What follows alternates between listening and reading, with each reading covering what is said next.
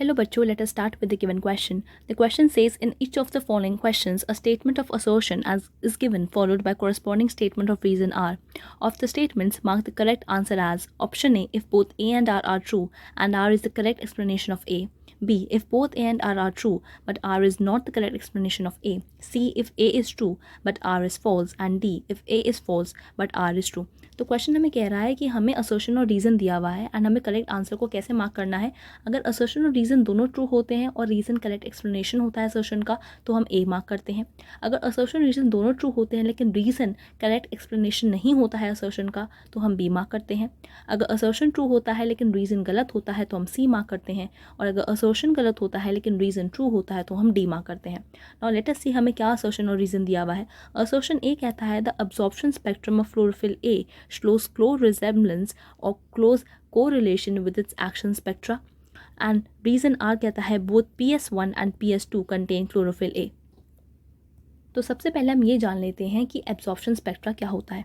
So let us write the key concept involved in this question, and that is having the knowledge of absorption spectrum. देखिए absorption spectrum एक graphical representation होता है कि light का कितना absorbance हुआ by different pigments. यानी जो प्लांट के अंदर डिफरेंट पिगमेंट्स प्रेजेंट होते हैं जैसे chlorophyll A, chlorophyll B, जैंथोफिल्स, carotenoids, वो कैसे लाइट को एब्जॉर्ब करते हैं उसका ग्राफिकल रिप्रेजेंटेशन होता है हमारा absorption spectra. So let us right graphical representation of light absorbance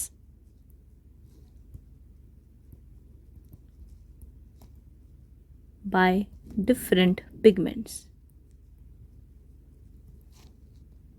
Now हम असर्शन पढ़ते हैं. असर्शन कहता है the absorption spectrum of chlorophyll A shows close correlation with its action spectrum. देखिए जो एब्जॉर्प्शन स्पेक्ट्रम होता है क्लोरोफिल ए का, यानी जो ग्राफिकल रिप्रेजेंटेशन होता है लाइट की एब्जॉर्ब करने का ऑफ क्लोरोफिल ए, वो क्लोजली कोरिलेट करता है with the action spectra. Action spectra क्या होता है, हम बनाते हैं रेट ऑफ फोटोसिंथेसिस और वेवलेंथ ऑफ लाइट के बीच का ग्राफ, जिसके अंदर हम पाते हैं जो कि क्लोरोफिल ए होता है उसका सुपर इम्पोजिशन करने के बाद एक्शन स्पेक्ट्रा का और एब्जॉर्प्शन स्पेक्ट्रा का ये क्लियरली विजिबल हो जाता है कि जो एक्शन स्पेक्ट्रा वो सिमिलर है एक्शन एब्जॉर्प्शन स्पेक्ट्रा के ऑफ क्लोरोफिल ए. यानी एब्जॉर्प्शन स्पेक्ट्रम और एक्शन स्पेक्ट्रम क्लोजली कोरिलेट करते हैं for chlorophyll A. So it is a true statement. जहाँ पे एब्जॉर्प्शन स्पेक्ट्रम क्या होता है हमें पता है लाइट की एब्जॉर्बेंस के लिए. नाउ रीज़न कहता है both PS1 and PS2 contain chlorophyll A. देखिए PS1 और PS2 क्या होते हैं, ये हमारे फोटो सिस्टम्स होते हैं, photo system 1 and photo system 2. जहाँ पे फोटो सिस्टम 1 होता है P700 और फोटो सिस्टम 2 होता है हमारा P680. तो दोनों जो हमारे फोटो सिस्टम्स होते हैं उनके अंदर क्लोरोफिल ए प्रेजेंट होता है. कहाँ पे, एट द रिएक्शन सेंटर. तो रिएक्शन सेंटर पे हमें पता है कि एक मॉलिक्यूल प्रेजेंट होता है क्लोरोफिल ए का और वो दोनों ही PS1 और PS2 के अंदर हमारा प्रेजेंट होता है. So this is a true statement and chlorophyll A we can say is present at the reaction center. तो ये एक ट्रू स्टेटमेंट है कि PS1 और PS2 दोनों के अंदर क्लोरोफिल ए हमारा प्रेजेंट होता है. सो हमें पता है कि क्लोरोफिल ए हमें मिल रहा है एब्जॉर्प्शन स्पेक्ट्रम में और एक्शन स्पेक्ट्रम में क्लोज रिलेशन की वजह से, और PS1 और PS2 के अंदर हमें क्लोरोफिल ए भी मिल रहा है. इसका मतलब जो हमारा रीज़न है वो करेक्टली एक्सप्लेन करता है हमारे असर्शन को, और असर्शन रीज़न दोनों ट्रू भी हैं.